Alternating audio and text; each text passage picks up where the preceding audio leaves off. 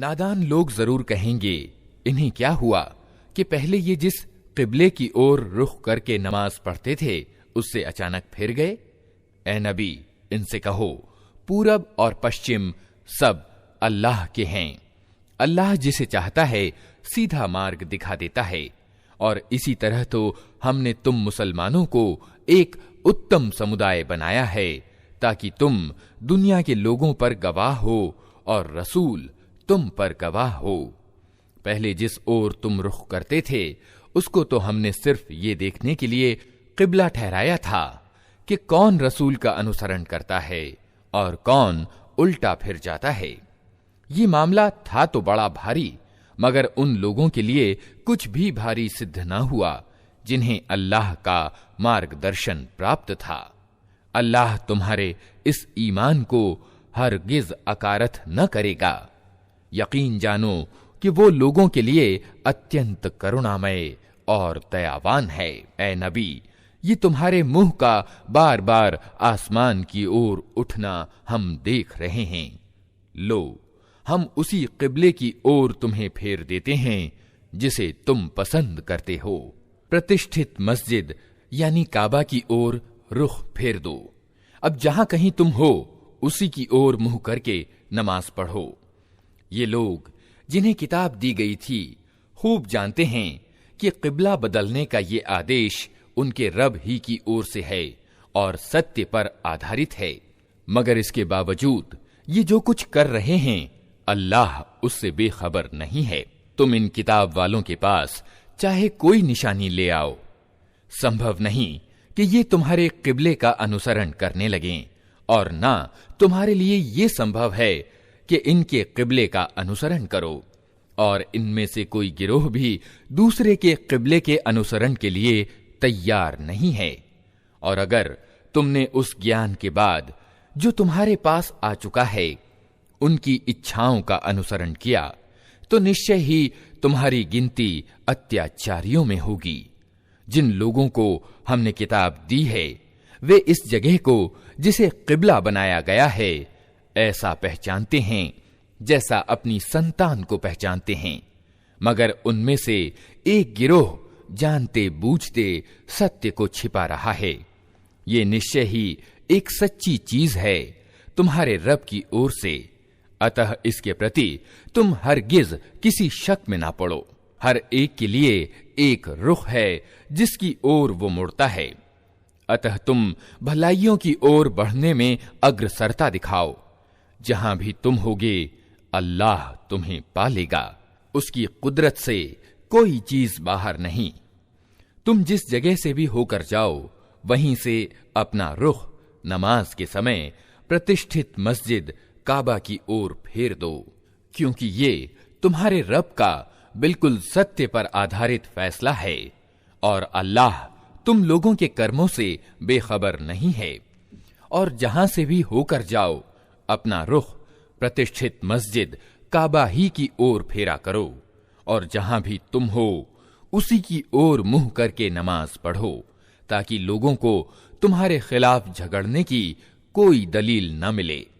हां, जो उनमें से जालिम हैं वे तो कभी चुप न होंगे, तो उनसे तुम न डरो बल्कि मुझसे डरो, और इसीलिए कि मेरी नेमत तुम पर पूरी हो, और इस आशा में कि मेरे इस आदेश के अनुपालन से तुम उसी तरह कामयाबी का मार्ग पाओगे जिस तरह तुम्हारा इस चीज से कल्याण हुआ कि हमने तुम्हारे बीच खुद तुम में से एक रसूल भेजा जो तुम्हें हमारी आयतें सुनाता है, तुम्हारे जीवन को संवारता है, तुम्हें किताब और तत्वदर्शिता की शिक्षा देता है, और तुम्हें वे बातें सिखाता है जो तुम न जानते थे। अतः तुम मुझे याद रखो, मैं तुम्हें याद रखूंगा, और मेरा शुक्र अदा करो, नाशुक्री ना करो। ऐ लोगों जो ईमान लाए हो, सब्र और नमाज से मदद लो, अल्लाह सब्र करने वालों के साथ है। और जो लोग अल्लाह के मार्ग में मारे जाएं, उन्हें मुर्दा न कहो, ऐसे लोग तो वास्तव में जिंदा हैं, लेकिन उनकी जिंदगी को तुम जान नहीं पाते, और हम जरूर तुम्हें डर, भूख, जान माल की हानियों और आमदनियों के घाटे में डालकर तुम्हारी आजमाइश करेंगे। इन हालात में जो लोग सब्र से काम लें और जब कोई मुसीबत पड़े तो कहें कि हम अल्लाह ही के हैं और अल्लाह ही की ओर हमें पलट कर जाना है, उन्हें खुशखबरी दे दो। उन पर उनके रब की ओर से बड़ी कृपाएं होंगी। उसकी दयालुता उन पर साया करेगी और ऐसे ही लोग सीधे मार्ग पर चलने वाले हैं। यकीनन सफा और मरवा अल्लाह की निशानियों में से हैं। अतः जो व्यक्ति अल्लाह के घर का हज या उम्रा यानी दर्शन करे, उसके लिए इसमें कोई हरज नहीं कि वो इन दोनों पहाड़ियों के बीच तेजी से फेरा लगाए। और जो व्यक्ति स्वेच्छा से कोई भलाई का कार्य करेगा, अल्लाह को उसका ज्ञान है और वो उसकी कद्र करने वाला है। जो लोग हमारी उतारी हुई खुली शिक्षाओं और आदेशों को छिपाते हैं, हालांकि हम उन्हें सारे इंसानों के मार्गदर्शन के लिए अपनी किताब में बयान कर चुके हैं, यकीन जानो कि अल्लाह की भी उन पर फिटकार है और सभी फिटकारने वाले भी उन्हें फिटकारते हैं। अलबत्ता जो इस रवैये को छोड़ दें और अपने व्यवहार सुधार लें और जो कुछ छिपाते थे उसे बयान करने लगें, उनको मैं माफ कर दूंगा और मैं बड़ा माफ करने वाला और दयावान हूं। जिन लोगों ने कुफ्र यानी न मानने की नीति अपनाई और कुफ्र ही की हालत में मरे, उन पर अल्लाह और फरिश्तों और सारे इंसानों की फिटकार है। इसी तिरस्कार की हालत में वे हमेशा रहेंगे। न उनकी सजा में कमी होगी और न उन्हें फिर कोई दूसरी मोहलत दी जाएगी। तुम्हारा इलाह यानी पूज्य प्रभु एक ही इलाह यानी पूज्य प्रभु है। उस करुणामय और दयावान के सिवा कोई और इलाह यानी पूज्य प्रभु नहीं है। इस सत्य को पहचानने के लिए अगर कोई निशानी और लक्षण अपेक्षित हैं, तो जो लोग अक्ल से काम लेते हैं उनके लिए आसमानों और जमीन की संरचना में, रात और दिन के निरंतर एक दूसरे के बाद आने में, उन नौकाओं में जो इंसान के लाभ की चीजें लिए हुए नदियों और समुद्रों में चलती फिरती हैं, बारिश के उस पानी में जिसे अल्लाह ऊपर से बरसाता है, फिर उसके द्वारा मुर्दा जमीन को जीवन प्रदान करता है और अपनी इसी व्यवस्था के कारण धरती में हर तरह के जीवधारियों को फैलाता है। हवाओं की गर्दिश में और उन बादलों में जो आसमान और जमीन के बीच आज्ञा के वशीभूत बनाकर रखे गए हैं, अनगिनत निशानियां हैं।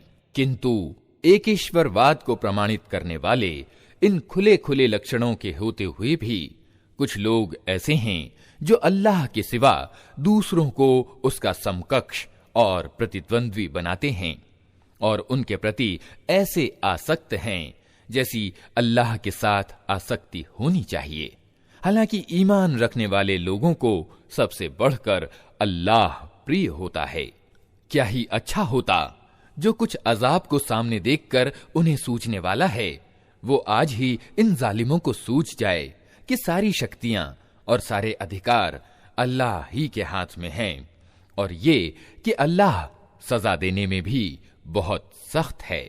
जब वो सजा देगा उस समय हालत ये होगी कि वही पेशवा और नेता जिनका संसार में अनुपालन किया गया था अपने अनुयायियों से विरक्त हो जाएंगे, लेकिन सजा पाकर रहेंगे और उनके सारे उपक्रमों और साधनों का सिलसिला कट जाएगा।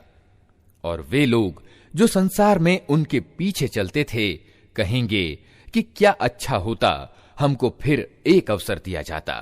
तो जिस तरह आज ये हमसे विरक्त हो रहे हैं, हम भी इनसे विरक्त होकर दिखा देते।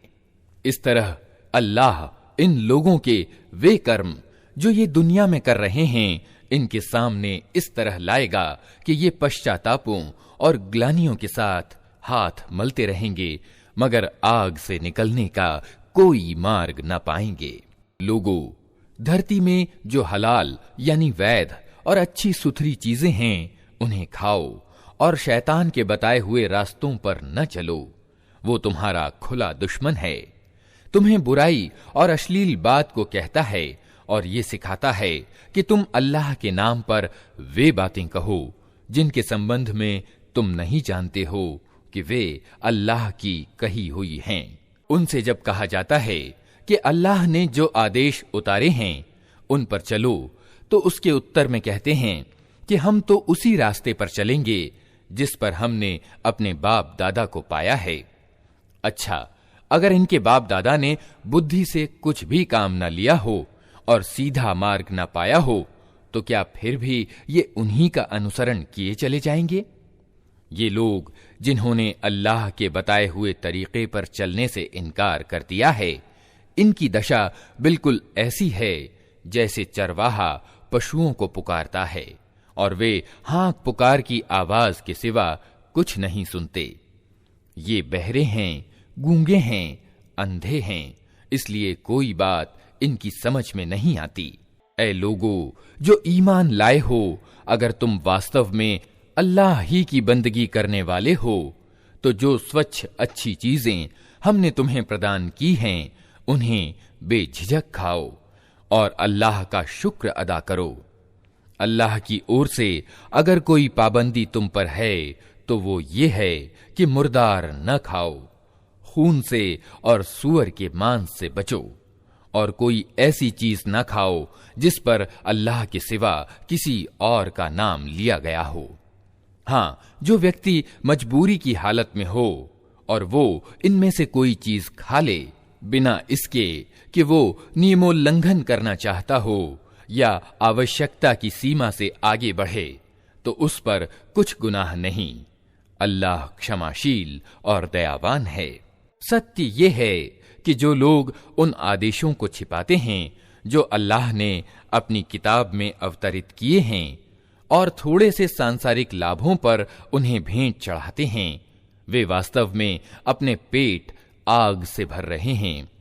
क़यामत के दिन अल्लाह हरगिज उनसे बात न करेगा, न उन्हें पाकीज़ा ठहराएगा और उनके लिए दर्दनाक सजा है।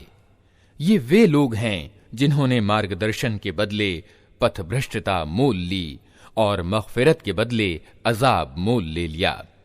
कैसा अजीब है इनका हौसला कि जहन्नम का अजाब सहन करने के लिए तैयार हैं। ये सब कुछ इसलिए हुआ कि अल्लाह ने तो ठीक ठीक सत्य के अनुसार किताब उतारी थी, मगर जिन लोगों ने किताब में विभेद पैदा किए वे अपने झगड़ों में सत्य से बहुत दूर निकल गए। नेकी ये नहीं है कि तुमने अपने चेहरे पूरब की ओर कर लिए या पश्चिम की ओर, बल्कि नेकी ये है कि आदमी अल्लाह को और अंतिम दिन को और फरिश्तों को और अल्लाह की उतारी हुई किताब और उसके पैगंबरों को दिल से माने और अल्लाह के प्रेम में अपना दिल पसंद माल नातेदारों और अनाथों पर, निर्धनों और मुसाफिरों पर, मदद के लिए हाथ फैलाने वालों पर और गुलामों की रिहाई पर खर्च करे, नमाज कायम करे और ज़कात दे। और नेक वे लोग हैं कि जब वचन दें तो उसे पूरा करें और तंगी और विपत्ति के समय में और सत्य और असत्य के युद्ध में धैर्य दिखाएं। ये हैं सच्चे लोग और यही लोग परहेजगार हैं। ऐ लोगों जो ईमान लाए हो, तुम्हारे लिए कत्ल के मुकद्दमों में किसास का आदेश लिख दिया गया है। आजाद आदमी ने कत्ल किया तो उस आजाद आदमी से ही बदला लिया जाए। गुलाम कातिल हो तो वो गुलाम ही कत्ल किया जाए और औरत ने यह अपराध किया हो तो उस औरत से ही किसास लिया जाए। हाँ, अगर किसी कातिल के साथ उसका भाई कुछ नरमी करने के लिए तैयार हो तो सामान्य नियम के अनुसार खून के माली बदले का निपटारा होना चाहिए और कातिल के लिए आवश्यक है कि भले तरीके से खून बहा चुका दे। ये तुम्हारे रब की ओर से छूट और दयालुता है। इस पर भी जो ज्यादती करे उसके लिए दर्दनाक सजा है। अक्ल और समझ वालों, तुम्हारे लिए किसास में जिंदगी है। उम्मीद है कि तुम इस कानून के उल्लंघन से बचोगे। तुम्हारे लिए अनिवार्य किया गया है कि जब तुम में से किसी की मौत का समय आए और वो अपने पीछे माल छोड़ रहा हो तो माँ बाप और नातेदारों के लिए सामान्य नियम के अनुसार वसीयत करे। ये हक है अल्लाह का डर रखने वालों पर। फिर जिन्होंने वसीयत सुनी और बाद में उसे बदल डाला तो उसका गुनाह उन बदलने वालों पर होगा। अल्लाह सब कुछ सुनता और जानता है। अलबत्ता जिसको ये अंदेशा हो कि वसीयत करने वाले ने अनजाने में या जानबूझकर हक मारा है और फिर मामले से संबंध रखने वालों के बीच वो सुधार करे तो उस पर कुछ गुनाह नहीं है। अल्लाह माफ करने वाला और दया करने वाला है। ऐ लोगो जो ईमान लाए हो, तुम्हारे लिए रोजे अनिवार्य कर दिए गए जिस तरह तुमसे पहले नबियों के अनुयायियों के लिए अनिवार्य किए गए थे। इससे उम्मीद है कि तुम में परहेजगारी का गुण पैदा होगा। कुछ निश्चित दिनों के रोजे हैं। अगर तुम में से कोई बीमार हो या सफर पर हो तो दूसरे दिनों में इतनी ही गिनती पूरी कर ले। और जिन लोगों को रोजे रखने की सामर्थ्य प्राप्त हो फिर न रखें तो वे फिदिया दें। एक रोजे का प्रतिदान एक मोहताज को खाना खिलाना है और जो अपनी खुशी से कुछ ज्यादा भलाई करे तो ये उसी के लिए अच्छा है। लेकिन अगर तुम समझो तो तुम्हारे लिए अच्छा यही है कि रोजा रखो। रमजान वो महीना है जिसमें कुरान उतारा गया जो इंसानों के लिए सर्वथा मार्गदर्शन है और ऐसी स्पष्ट शिक्षाओं पर आधारित है जो सीधा मार्ग दिखाने वाली और सत्य और असत्य का अंतर खोल कर रख देने वाली हैं। अतः अब से जो व्यक्ति इस महीने को पाए उसके लिए अनिवार्य है कि इस पूरे महीने के रोजे रखे और जो कोई बीमार हो या सफर पर हो तो वो दूसरे दिनों में रोजों की गिनती पूरी करे। अल्लाह तुम्हारे साथ नरमी करना चाहता है, सख्ती करना नहीं चाहता। इसलिए ये तरीका तुम्हें बताया जा रहा है ताकि तुम रोजों की गिनती पूरी कर सको और जिस सीधे मार्ग पर अल्लाह ने तुम्हें लगाया है उस पर अल्लाह की बड़ाई का इजहार करो और मानो और शुक्रगुजार बनो। और ए नबी, मेरे बंदे अगर तुमसे मेरे संबंध में पूछें तो उन्हें बता दो कि मैं उनसे करीब ही हूं। पुकारने वाला जब मुझे पुकारता है मैं उसकी पुकार सुनता और जवाब देता हूं। अतः उन्हें चाहिए कि मेरी पुकार पर कहें कि हम हाजिर हैं और मुझ पर ईमान लाएं।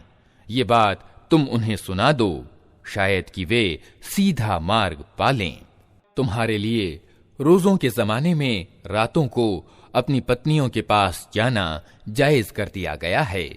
वे तुम्हारे लिए लिबास हैं और तुम उनके लिए लिबास हो।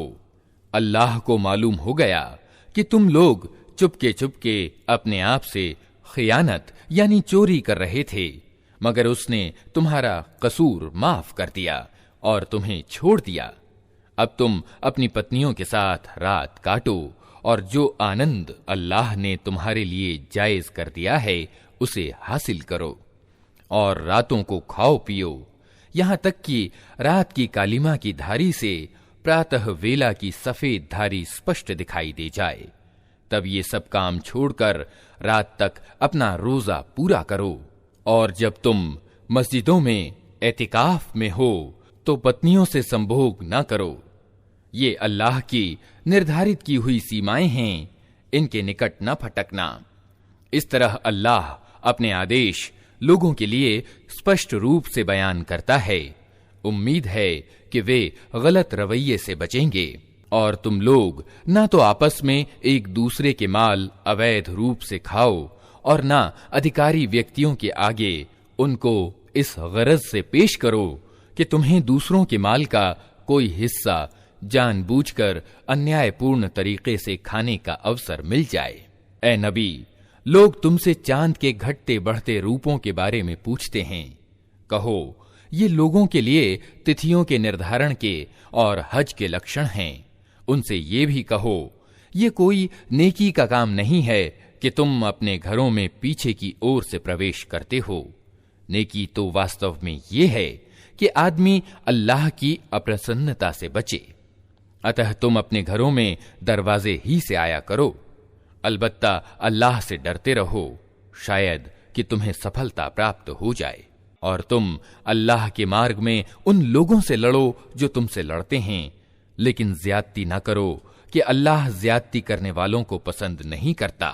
उनसे लड़ो जहां भी तुम्हारी उनसे मुठभेड़ हो जाए, और उन्हें निकालो जहां से उन्होंने तुमको निकाला है, इसलिए कि कत्ल यद्यपि बुरा है, मगर उपद्रव इससे भी अधिक बुरा है। और प्रतिष्ठित मस्जिद यानी काबा के निकट जब तक वे तुमसे न लड़ें, तुम भी न लड़ो, मगर जब वे वहां लड़ने से न चूकें, तो तुम भी निस्संकोच उन्हें मारो कि ऐसे अधर्मियों की यही सजा है। फिर अगर वे बाज आ जाएं, तो जान लो अल्लाह क्षमा करने वाला और दयावान है। तुम उनसे लड़ते रहो यहां तक कि उपद्रव बाकी न रहे और धर्म अल्लाह के लिए हो जाए। फिर अगर वे बाज आ जाएं, तो समझ लो कि अत्याचारियों के अलावा और किसी पर हाथ नहीं उठाया जा सकता। प्रतिष्ठित यानी हराम महीने का बदला प्रतिष्ठित महीना ही है, और समस्त प्रतिष्ठाओं का लिहाज बराबरी के साथ होगा।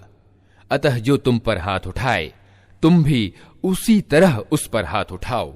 अलबत्ता अल्लाह से डरते रहो और ये जान रखो कि अल्लाह उन्हीं लोगों के साथ है जो उसकी सीमाओं को तोड़ने से बचते हैं। अल्लाह के मार्ग में खर्च करो और अपने हाथों अपने आप को तबाही में न डालो। अच्छे से अच्छा तरीका अपनाओ कि अल्लाह अच्छे से अच्छा तरीका अपनाने वालों को पसंद करता है। अल्लाह की खुशनूदी के लिए जब हज और उम्रा का निश्चय करो तो उसे पूरा करो, और अगर कहीं घिर जाओ तो जो कुर्बानी उपलब्ध हो अल्लाह की सेवा में भेंट करो, और अपने सिर न मूंडो जब तक कि कुर्बानी अपने स्थान पर न पहुंच जाए। मगर जो व्यक्ति बीमार हो या जिसके सिर में कोई तकलीफ हो और इस कारण अपना सिर मुंडवा ले, तो उसे चाहिए कि प्रतिदान यानी सदका के रूप में रोजे रखे या दान करे या कुर्बानी करे। फिर अगर तुम्हें अम्न नसीब हो जाए और तुम हज से पहले मक्का पहुंच जाओ, तो जो व्यक्ति तुम में से हज का समय आने तक उम्रा से फायदा उठाए, वो सामर्थ्य के अनुसार कुर्बानी दे। और अगर कुर्बानी उपलब्ध न हो तो 3 रोजे हज के समय में और 7 घर पहुंचकर इस तरह पूरे 10 रोजे रख ले। ये छूट उन लोगों के लिए है जिनके घर बार प्रतिष्ठित मस्जिद यानी काबा के निकट न हों। अल्लाह के इन आदेशों के उल्लंघन से बचो और खूब जान लो कि अल्लाह सख्त सजा देने वाला है। हज के महीने सबको मालूम हैं। जो व्यक्ति उन निश्चित महीनों में हज का इरादा करे, उसे सावधान रहना चाहिए कि हज के बीच में उससे कोई काम वासना का कार्य, कोई बुरा काम, कोई लड़ाई झगड़े की बात न होने पाए। और जो अच्छे कर्म तुम करोगे उसे अल्लाह जानता होगा। हज के सफर के लिए पाथे यानी ज़ादे राह साथ ले जाओ, और सबसे अच्छा पाथे परहेजगारी है। अतः ए अक्ल वालो, मेरी नाफरमानी से बचो, और यदि हज के साथ साथ तुम अपने रब का अनुग्रह भी खोजते जाओ तो इसमें कोई दोष नहीं।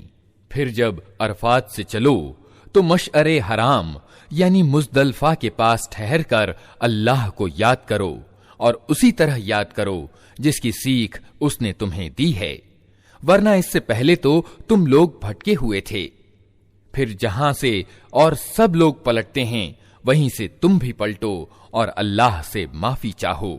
निश्चय ही वो क्षमाशील और दयावान है। फिर जब हज संबंधी अरकान को पूरा कर चुको तो जिस तरह पहले अपने पूर्वजों की चर्चा करते थे उसी तरह अब अल्लाह का जिक्र करो, बल्कि उससे भी बढ़कर। मगर अल्लाह को याद करने वालों में भी बहुत अंतर है। उनमें से कोई तो ऐसा है जो कहता है कि ऐ हमारे रब, हमें दुनिया ही में सब कुछ दे दे। ऐसे व्यक्ति के लिए आखिरत में कोई हिस्सा नहीं। और कोई कहता है कि ऐ हमारे रब, हमें दुनिया में भलाई दे और आखिरत में भी भलाई, और आग के अजाब से हमें बचा। ऐसे लोग अपनी कमाई के अनुसार दोनों जगह हिस्सा पाएंगे और अल्लाह को हिसाब चुकाते कुछ देर नहीं लगती। ये गिनती के कुछ दिन हैं जो तुम्हें अल्लाह की याद में बसर करने चाहिए। फिर जो कोई जल्दी करके 2 ही दिन में लौट पड़ा तो कोई हरज नहीं, और जो कुछ देर ज्यादा ठहर कर पलटा तो भी कोई हरज नहीं। शर्त यह है कि ये दिन उसने परहेजगारी के साथ बसर किए हों। अल्लाह की नाफरमानी से बचो और खूब जान रखो कि एक दिन उसके सामने तुम्हारी पेशी होने वाली है। इंसानों में कोई तो ऐसा है जिसकी बातें दुनिया की जिंदगी में तुम्हें बहुत भली लगती हैं और अपनी नेक नियति पर वो बार बार अल्लाह को गवाह ठहराता है, मगर वास्तव में वो सत्य का बदतरीन दुश्मन होता है। जब उसे सत्ता मिल जाती है तो धरती में उसकी सारी दौड़ धूप इसलिए होती है कि बिगाड़ फैलाए, खेतों को नष्ट करे और इंसानी नस्ल को तबाह करे। हालांकि अल्लाह जिसे वो गवाह बना रहा था, बिगाड़ को हरगिज पसंद नहीं करता। और जब उससे कहा जाता है कि अल्लाह से डर, तो अपनी प्रतिष्ठा का ध्यान उसको गुनाह पर जमा देता है। ऐसे व्यक्ति के लिए तो बस जहन्नम ही काफी है और वो बहुत बुरा ठिकाना है। दूसरी ओर इंसानों ही में कोई ऐसा भी है जो अल्लाह की प्रसन्नता की चाह में अपनी जान खपा देता है, और ऐसे बंदों के प्रति अल्लाह बहुत मेहरबान है। ए ईमान लाने वालों, तुम पूरे के पूरे इस्लाम यानी आज्ञा पालन में आ जाओ और शैतान का अनुपालन न करो कि वो तुम्हारा खुला दुश्मन है। जो साफ साफ आदेश तुम्हारे पास आ चुके हैं, अगर उनको पालेने के बाद फिर तुम बहके तो खूब जान रखो कि अल्लाह का प्रभुत्व सर्वत्र है और वो तत्वदर्शी और ज्ञाता है। इन सारे उपदेशों और आदेशों के बाद भी लोग सीधे न हों तो क्या अब वे इसका इंतजार कर रहे हैं कि अल्लाह बादलों का छत्र लगाए, फरिश्तों का परा साथ लिए खुद सामने आ मौजूद हो और फैसला ही कर डाला जाए। आखिरकार सारे मामले पेश तो अल्लाह ही के सामने होने वाले हैं। इस्राइल की संतान से पूछो कैसी खुली खुली निशानियां हमने उन्हें दिखाई हैं, और फिर ये भी उन्हीं से पूछ लो कि अल्लाह की नेमत पाने के बाद जो कौम उसको दुर्भाग्य से बदलती है, उसे अल्लाह कैसी सख्त सजा देता है। जिन लोगों ने इनकार का रास्ता अपनाया है, उनके लिए सांसारिक जीवन बड़ा प्रिय और दिल पसंद बना दिया गया है। ऐसे लोग ईमान वालों की हंसी उड़ाते हैं, मगर क़यामत के दिन परहेजगार लोग ही उनके मुकाबले में उच्च स्थान पर होंगे। रही दुनिया की रोजी, तो अल्लाह को अधिकार है जिसे चाहे बेहिसाब प्रदान करे। शुरू में सब लोग एक ही तरीके पर थे, फिर ये हालत बाकी न रही और विभेद प्रकट हुए। तब अल्लाह ने नबी भेजे जो सीधे मार्ग पर चलने पर खुशखबरी देने वाले और टेढ़ी चाल के परिणामों से डराने वाले थे, और उनके साथ सत्य पर आधारित पुस्तक उतारी ताकि सत्य के विषय में लोगों के बीच जो विभेद उत्पन्न हो गए थे उनका फैसला करे। और इन विभेदों के प्रकट होने का कारण ये न था कि शुरू में लोगों को सत्य का ज्ञान कराया ही नहीं गया था। नहीं, विभेद उन लोगों ने किया जिन्हें सत्य का ज्ञान दिया जा चुका था। उन्होंने स्पष्ट आदेश पा लेने के बाद केवल इसलिए सत्य को छोड़कर विभिन्न रास्ते निकाले कि वे परस्पर ज्यादती करना चाहते थे। अतः जिन लोगों ने पैगंबरों को माना, उन्हें अल्लाह ने अपनी अनुमति से उस सत्य का रास्ता दिखा दिया जिसमें लोगों ने विभेद किया था। अल्लाह जिसे चाहता है सीधा मार्ग दिखा देता है। फिर क्या तुम लोगों ने ये समझ रखा है कि यूं ही जन्नत में दाखिला तुम्हें मिल जाएगा? हालांकि अभी तुम पर वो सब कुछ नहीं बीता है जो तुमसे पहले ईमान वालों पर बीत चुका है। उन लोगों पर कठिनाइयां आईं, मुसीबतें आईं, हिला मारे गए, यहां तक कि समय का रसूल और उसके साथी ईमान वाले चिल्ला उठे कि अल्लाह की सहायता कब आएगी। उस समय उन्हें तसल्ली दी गई कि हां, अल्लाह की मदद करीब है। लोग तुमसे पूछते हैं हम क्या खर्च करें? जवाब दो कि जो माल भी तुम खर्च करो अपने माँ बाप पर, नातेदारों पर, यतीमों और निर्धनों और मुसाफिरों पर खर्च करो, और जो भलाई भी तुम करोगे अल्लाह उसे जानता होगा। तुम्हें लड़ाई का आदेश दिया गया है और वो तुम्हें नापसंद है। हो सकता है कि एक चीज तुम्हें नापसंद हो और वही तुम्हारे लिए अच्छी हो, और हो सकता है कि एक चीज तुम्हें पसंद हो और वही तुम्हारे लिए बुरी हो। अल्लाह जानता है, तुम नहीं जानते। लोग पूछते हैं प्रतिष्ठित महीने में लड़ना कैसा है? कहो, इसमें लड़ना बहुत बुरा है, मगर अल्लाह के रास्ते से लोगों को रोकना और अल्लाह से कुफ्र करना और मस्जिद हराम यानी काबा का रास्ता अल्लाह को मानने वालों पर बंद करना और हरम के रहने वालों को वहां से निकालना अल्लाह के नजदीक इससे भी ज्यादा बुरा है। और फितना यानी धर्म से बिचलाना रक्तपात से भी भारी बात है। वे तो तुमसे लड़े ही जाएंगे, यहां तक कि अगर उनका बस चले तो तुम्हारे दीन से तुमको फेर ले जाएं। ये अच्छी तरह समझ लो कि तुम में से जो कोई अपने दीन से फिरेगा और इनकार की हालत में मरेगा, उसके कर्म दुनिया और आखिरत दोनों में अकारथ जाएंगे। ऐसे सब लोग जहन्नमी हैं और हमेशा जहन्नम ही में रहेंगे। इसके विपरीत जो लोग ईमान लाए हैं और जिन्होंने अल्लाह की राह में अपना घर बार छोड़ा और जिहाद किया है, वे ईश्वरीय दयालुता के उचित अधिकारी हैं और अल्लाह उनकी भूल चूक को माफ करने वाला और अपनी रहमत से उन्हें नवाजने वाला है। पूछते हैं शराब और जुए के बारे में क्या हुक्म है? कहो, इन दोनों चीजों में बड़ी खराबी है। यद्यपि इनमें लोगों के लिए कुछ लाभ भी हैं, मगर इनका गुनाह उनके फायदे से बहुत ज्यादा है। पूछते हैं हम अल्लाह के रास्ते में क्या खर्च करें? कहो, जो कुछ तुम्हारी जरूरत से ज्यादा हो। इस तरह अल्लाह तुम्हारे लिए साफ साफ आदेश बयान करता है, शायद कि तुम दुनिया और आखिरत दोनों की चिंता करो। पूछते हैं यतीमों यानी अनाथों के साथ क्या मामला किया जाए? कहो, जिस व्यवहार नीति में उनके लिए भलाई हो वही ग्रहण करना सबसे अच्छा है। अगर तुम अपना और उनका खर्च और रहना सहना एक साथ रखो तो इसमें कोई हर्ज नहीं। आखिर वे तुम्हारे भाई बंधु ही तो हैं। बुराई करने वाले और भलाई करने वाले दोनों का हाल अल्लाह पर जाहिर है। अल्लाह चाहता तो इस मामले में तुम पर सख्ती करता, मगर वो प्रभुत्वशाली होने के साथ तत्वदर्शी भी है। तुम मुशरिक यानी बहुदेववादी औरतों से हरगिज निकाह न करना जब तक कि वे ईमान न ले आएं। एक मोमिन दासी मुशरिक शरीफ औरत से बेहतर है, यद्यपि वो तुम्हें बहुत पसंद हो। और अपनी औरतों के निकाह मुशरिक मर्दों से कभी न करना जब तक वे ईमान न ले आएं। एक मोमिन गुलाम मुशरिक शरीफ आदमी से बेहतर है, यद्यपि वो तुम्हें बहुत पसंद हो।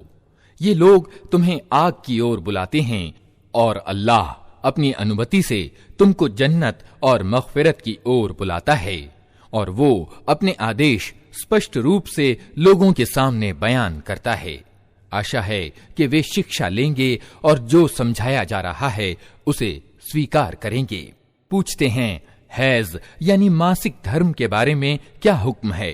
कहो, वो एक गंदगी की हालत है, उसमें स्त्रियों से अलग रहो और उनके पास न जाओ जब तक कि वे पाक साफ ना हो जाएं। फिर जब वे पाक हो जाएं तो उनके पास जाओ, उस तरह जैसा कि अल्लाह ने तुम्हें आदेश दिया है। अल्लाह को वे लोग पसंद हैं जो बुराई से बाज रहें और पाकी अपनाएं। तुम्हारी औरतें तुम्हारी खेतियां हैं, तुम्हें अधिकार है जिस तरह चाहो अपनी खेती में जाओ, मगर अपने भविष्य की चिंता करो और अल्लाह की अप्रसन्नता से बचो। खूब जान लो कि तुम्हें एक दिन उससे मिलना है। और ए नबी, जो तुम्हारे आदेशों को मान लें उन्हें सफलता और सौभाग्य की खुशखबरी सुना दो। अल्लाह के नाम को ऐसे शपथ ग्रहण के लिए प्रयोग न करो जिनका मकसद नेकी और धर्म परायणता और लोगों की भलाई के कामों से रुक जाना हो। अल्लाह तुम्हारी सारी बातें सुन रहा है और सब कुछ जानता है। जो निरर्थक कस्में तुम बिना इरादे के खा लिया करते हो उन पर अल्लाह नहीं पकड़ता, मगर जो कस्में तुम सच्चे दिल से खाते हो उनके बारे में वो जरूर पूछेगा। अल्लाह बहुत क्षमा करने वाला और सहनशील है। जो लोग अपनी औरतों से संबंध न रखने की कसम खा बैठते हैं उनके लिए 4 महीने की मोहलत है। अगर वे पलट आएं तो अल्लाह क्षमा करने वाला और दयावान है। और अगर उन्होंने तलाक ही की ठान ली हो तो जाने रहें कि अल्लाह सब कुछ सुनता और जानता है। जिन औरतों को तलाक दी गई हो वे 3 बार मासिक धर्म होने तक अपने आप को रोके रखें और उनके लिए ये जायज नहीं कि अल्लाह ने उनके गर्भाशय में जो सृजन किया हो उसे छिपाएं। उन्हें हरगिज ऐसा न करना चाहिए। अगर वे अल्लाह और अंतिम दिन पर ईमान रखती हैं, उनके पति संबंधों को ठीक करने के लिए तैयार हों तो वे इस इद्दत की अवधि में उन्हें फिर पत्नी के रूप में वापस ले लेने के अधिकारी हैं। औरतों के लिए भी सामान्य नियम के अनुसार वैसे ही अधिकार हैं जैसे मर्दों के अधिकार उन पर हैं। अलबत्ता मर्दों को उन पर एक दर्जा प्राप्त है और सब पर अल्लाह प्रभावकारी प्रभुत्व रखने वाला और तत्वदर्शी और ज्ञाता मौजूद है। तलाक 2 बार है, फिर या तो सीधी तरह औरत को रोक लिया जाए या भले तरीके से उसको विदा कर दिया जाए। और विदा करते हुए ऐसा करना तुम्हारे लिए जायज नहीं है कि जो कुछ तुम उन्हें दे चुके हो उसमें से कुछ वापस ले लो। अलबत्ता ये अपवाद है कि पति पत्नी को अल्लाह की निर्धारित सीमाओं पर कायम न रह सकने की आशंका हो। ऐसी दशा में अगर तुम्हें ये भय हो कि वे दोनों अल्लाह की सीमाओं पर कायम न रहेंगे तो उन दोनों के बीच ये मामला हो जाने में कोई हर्ज नहीं कि पत्नी अपने पति को कुछ मुआवजा देकर जुदाई हासिल कर ले। ये अल्लाह की निर्धारित की हुई सीमाएं हैं, इनका उल्लंघन न करो। और जो लोग अल्लाह की सीमाओं का उल्लंघन करें वही जालिम हैं। फिर अगर 2 बार तलाक देने के बाद पति ने पत्नी को तीसरी बार तलाक दे दी तो वो औरत फिर उसके लिए हलाल न होगी सिवाय इसके कि उसका निकाह किसी दूसरे व्यक्ति से हो और वो उसे तलाक दे दे। तब अगर पहला पति और ये औरत दोनों ये समझें कि अल्लाह की निर्धारित की हुई सीमाओं पर कायम रहेंगे तो उनके लिए एक दूसरे की ओर पलटने में कोई हरज नहीं। ये अल्लाह की निर्धारित की हुई सीमाएं हैं जिन्हें वो उन लोगों के मार्गदर्शन के लिए स्पष्ट कर रहा है जो उसकी सीमाओं को तोड़ने का परिणाम जानते हैं। और जब तुम औरतों को तलाक दे दो और उनकी इद्दत अर्थात निश्चित अवधि पूरी होने को आ जाए तो या भले तरीके से उन्हें रोक लो या भले तरीके से विदा कर दो। सिर्फ सताने के लिए उन्हें न रोके रखना कि ये ज्यादती होगी और जो ऐसा करेगा वो वास्तव में आप अपने ही ऊपर जुल्म करेगा। अल्लाह की आयतों का खेल ना बनाओ। भूल न जाओ कि अल्लाह ने किस बड़ी नेमत से तुम्हें नवाजा है। वो तुम्हें नसीहत करता है कि जो किताब और तत्वदर्शिता यानी हिकमत उसने तुम पर नाजिल की है उसके आदर का ध्यान रखो। अल्लाह से डरो और अच्छी तरह जान लो कि अल्लाह को हर बात की खबर है। जब तुम अपनी औरतों को तलाक दे चुको और वे अपनी अवधि यानी इद्दत पूरी कर लें तो फिर इसमें रुकावट न खड़ी करो कि वे अपने मनपसंद पतियों से निकाह कर लें, जबकि वे सामान्य रीति से आपस में निकाह करने पर राजी हों। तुम्हें नसीहत की जाती है कि ऐसी हरकत हरगिज न करना। अगर तुम अल्लाह और अंतिम दिन पर ईमान लाने वाले हो, तुम्हारे लिए शिष्ट और सुथरा तरीका यही है कि इससे बाज रहो। अल्लाह जानता है, तुम नहीं जानते। जो बाप चाहते हों कि उनके बच्चे दूध पीने की पूरी अवधि तक दूध पिएं, तो माएं अपने बच्चों को पूरे 2 वर्षों तक दूध पिलाएं। ऐसी स्थिति में बच्चे के बाप को सामान्य रीति से उन्हें खाना कपड़ा देना होगा, मगर किसी पर उसकी समाई से बढ़कर बोझ न डालना चाहिए। न तो मां को इस कारण से तकलीफ में डाला जाए कि बच्चा उसका है, और ना बाप ही को इस कारण से तंग किया जाए कि बच्चा उसका है। दूध पिलाने वाली का ये अधिकार जैसा बच्चे के बाप पर है, वैसा ही उसके वारिस पर भी है। लेकिन अगर दोनों पक्ष वाले आपस के समझौते और मशवरे से दूध छुड़ाना चाहें तो ऐसा करने में कोई हरज नहीं। और यदि तुम्हारा विचार अपने बच्चों को किसी दूसरी औरत से दूध पिलवाने का हो तो इसमें भी कोई हरज नहीं। शर्त यह है कि इसका जो कुछ मुआवजा तय करो वो सामान्य रीति से चुका दो। अल्लाह से डरो और जान रखो कि जो कुछ तुम करते हो सब अल्लाह की नजर में है। तुम में से जो लोग मर जाएं, उनके पीछे अगर उनकी पत्नियां जिंदा हों तो वे अपने आप को 4 महीने 10 दिन रोके रखें। फिर जब उनकी अवधि यानी इद्दत पूरी हो जाए तो उन्हें अधिकार है अपने विषय में सामान्य रीति से जो चाहें करें। तुम पर इसकी कोई जिम्मेदारी नहीं। अल्लाह तुम सबके आमाल की खबर रखता है। निश्चित अवधि काल यानी इद्दत की मुद्दत में चाहे तुम उन विधवा औरतों के साथ निकाह का विचार संकेत रूप में जाहिर कर दो, चाहे मन में छिपाए रखो, दोनों हालतों में कोई हरज नहीं। अल्लाह जानता है कि उनका ख्याल तो तुम्हारे दिल में आएगा ही, मगर देखो गुप्त रूप से समझौता न करना। अगर कोई बात करनी है तो सामान्य रीति से करो, और निकाह का नाता जोड़ने का फैसला उस समय तक न करो जब तक कि अवधि यानी इद्दत पूरी ना हो जाए। खूब समझ लो कि अल्लाह तुम्हारे दिलों का हाल तक जानता है, इसलिए उससे डरो। और ये भी जान लो कि अल्लाह सहनशील है, छोटी छोटी बातों को माफ कर देता है।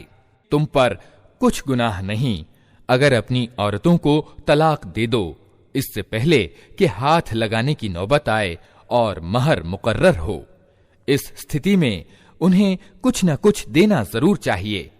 खुशहाल आदमी अपनी सामर्थ्य के अनुसार और गरीब अपनी सामर्थ्य के अनुसार सामान्य रीति से दे। ये हक है नेक आदमियों पर। और अगर तुमने हाथ लगाने से पहले तलाक दी हो लेकिन महर मुकर्रर किया जा चुका हो तो इस हालत में महर का आधा देना होगा।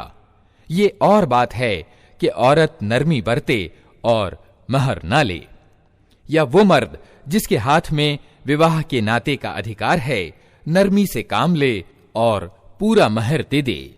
और तुम अर्थात मर्द नरमी से काम लो तो ये धर्मपरायणता यानी तकवा के अधिक अनुकूल है। आपस के मामलों में उदारता एवं दानशीलता को न भूलो। तुम्हारे कर्मों को अल्लाह देख रहा है।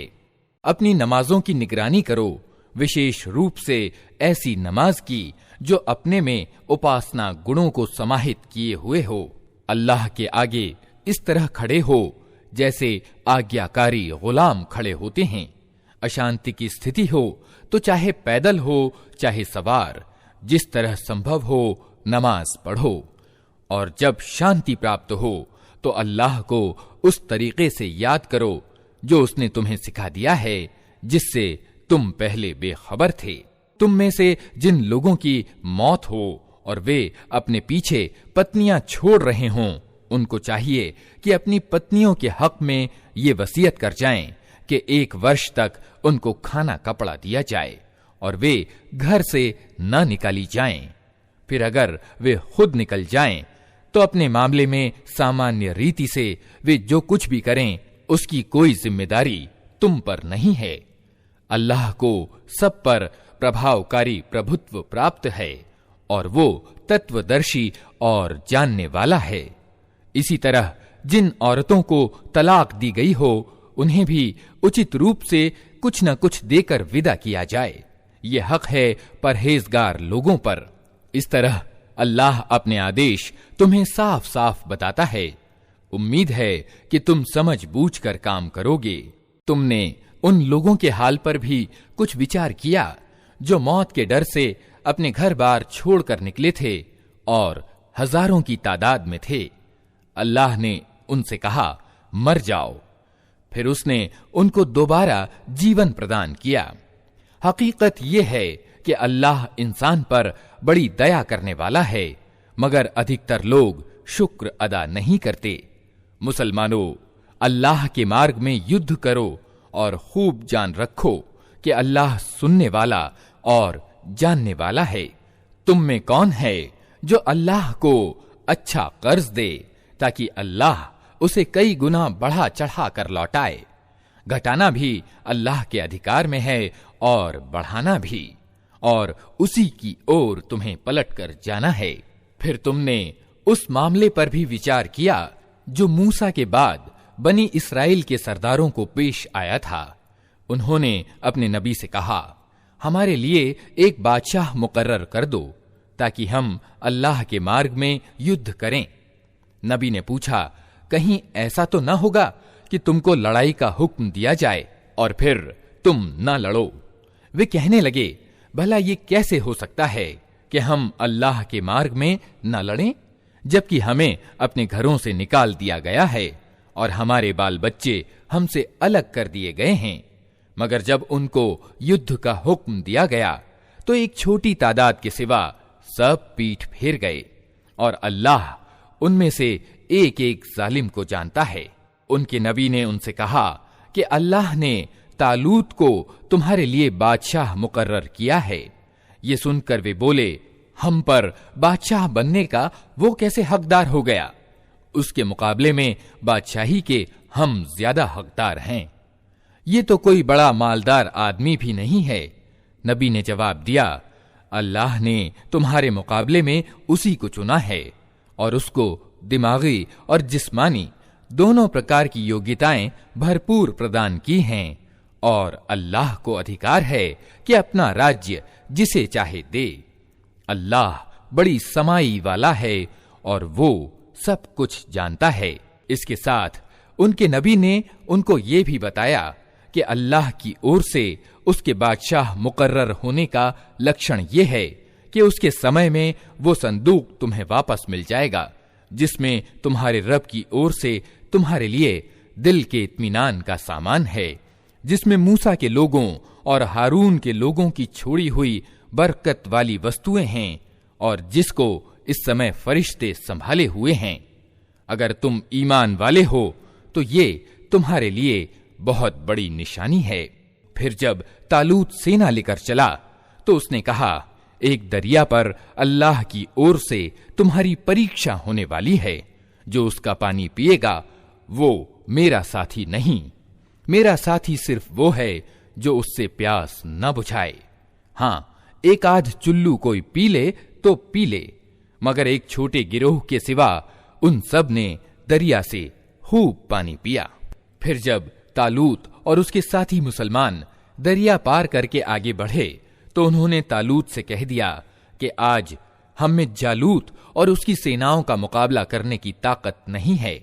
लेकिन जो लोग ये समझते थे कि उन्हें एक दिन अल्लाह से मिलना है, उन्होंने कहा, कितनी बार ऐसा हुआ है कि एक छोटी टुकड़ी अल्लाह की अनुज्ञा से एक बड़े गिरोह पर छा गई है। अल्लाह सब्र करने वालों का साथी है। और जब वे जालूत और उसकी सेनाओं के मुकाबले पर निकले तो उन्होंने दुआ की, ऐ हमारे रब, हमें अधिक से अधिक धैर्य प्रदान कर, हमारे कदम जमा दे और इस काफिर गिरोह पर हमें विजय दे।